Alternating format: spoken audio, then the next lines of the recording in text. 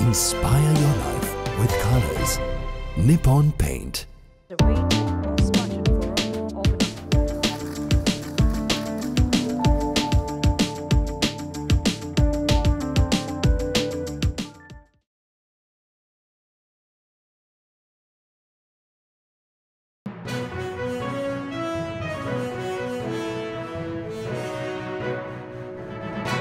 Despite many having pessimistic views about economic revival, President Ranil Wickremesinghe yesterday sounded confident the country would overcome the crisis aided by strong policy reforms and implementation underscored in 2023 budget. Speaking in first in-person public forum on budget since presenting the reforms and relief-oriented 2023 budget as finance minister in Parliament on Monday, he delivered the keynote at the popular and high-profile post-budget forum organized by the Daily FT in partnership with the University of Colombo MBA Alumni Association yesterday at Shangri-La, Colombo. I've also discussed this with the ADB in Manila. There will be other countries such as US, China, India, all who are interested. From the government side, we are doing the discussions.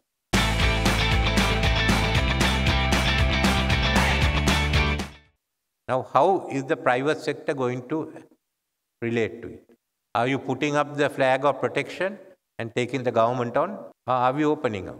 We are looking at removing the para-tariffs and the tariffs over 5 years with a trade adjustment program to help our industries and manufacturers to meet that competition. But beyond that, the Singapore FTA will be in operation by early 2023. Then the FTAs with India, with Thailand, with China.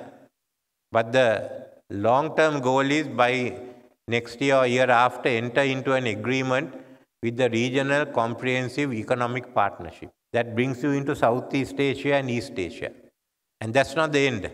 Finally, we should look within 10 to 12 years' time to be able to join the high standards that are set out in the comprehensive and progressive Trans-Pacific Partnership that really raises the level of our economy.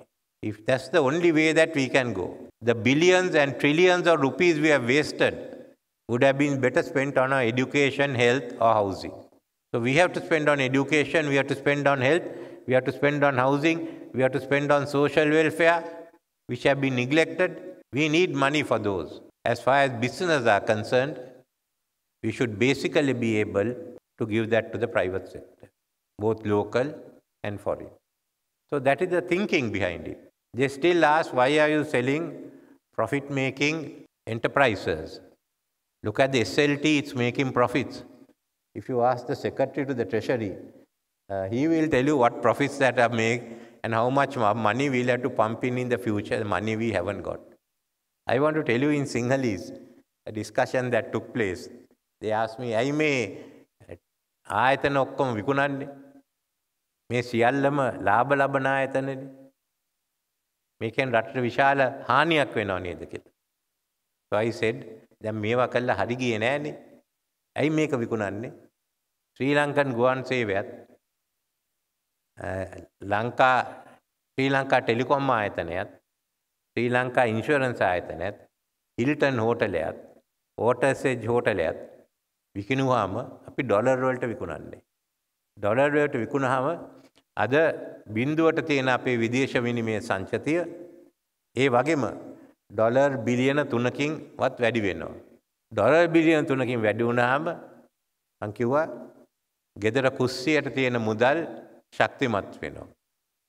අපේ සේවකයන්ගේ විශ්‍රාම වැටුප් අර්ථසාධක අරමුදල දැන් 50%කින් අඩපණ වෙලා තියෙන්නේ. බාල්දු වෙලා තියෙන්නේ. ඒක ආපහු දියුණු වෙනවා. අපි ගන්න පෙන්ෂන් එක ඒ වගේම ශක්තිමත් වෙනවා. ඉතින් අපි මොකද්ද කරන්න ඕනේ? ජනතාව ශක්තිමත් කරනවද? නැත්නම් ජනතාවේ මුදල් අරගෙන ආපහු අපි ඉන්ෂුරන්ස් සමාගමයි ටෙලිකොම් එකට දානවද? එයා ලංකාවයකට දානවද? ඉතින් මට තියෙන එක මේක මිනිස්සු දිහා බලන්න. ගොඩනැගිලිවත් සමාගම් දිහා නෙමෙයි. ජනතාවට දෙනවනම් මේක කියන හරියක් කියලා. Budget did have a greater focus on export-led economic growth. On the other private sector is complaining about higher taxing, doubling of taxes For exporters, what would be your response? Very simple. We need the revenue. But we have to remember, in most parts of the world, in Europe, the export industry pays the same tax as the local industries. There are no differential. Then the question comes whether by giving tax exemptions, we are actually subsidizing export industry, which is otherwise not competitive. So I think we have to look at both those. We want a competitive economy, a competitive export industry. Then we give them concessions to start with, but thereafter we certainly will have to get the revenue from the export industries. Otherwise you become export-oriented economy and you will have less revenue than you have today. The government has a duty also to maintain the exchange rate, a stable exchange rate. That's what we have to do. So let both combine go ahead. This is a time of transformation for all enterprises, local or export-oriented. But we have to ensure with this local or export-oriented that they are certainly competitive. And they need not be in any way subsidized by the state. Hi, Mr. President. I'm Talal from Deloitte. I want to know, what are your plans on innovation, especially because I'm currently doing a paper for the IMF on the relations between innovation and economic growth. We find that there are two ways for economic growth. One is population increase.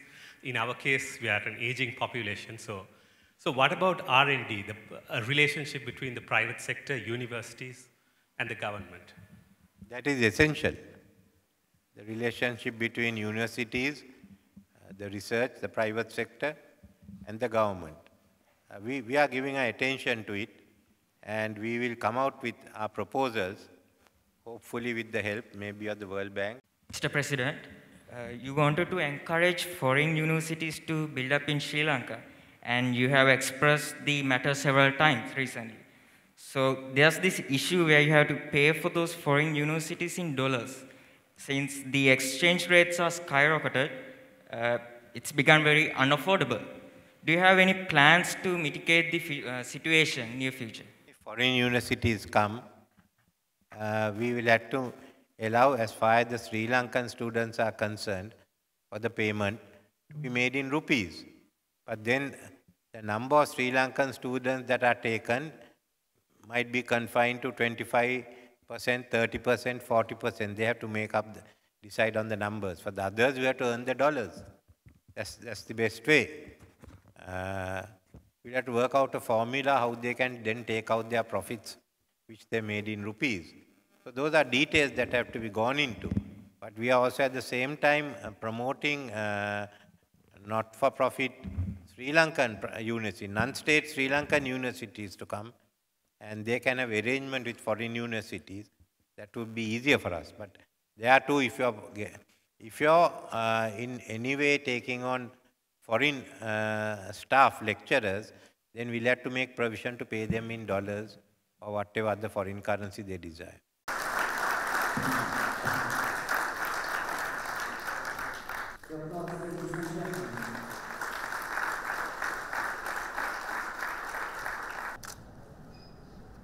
Enjoy 1% merchant commission when you accept Lanka Pay cards. Contact these banks today. For more latest news, subscribe to FTTV.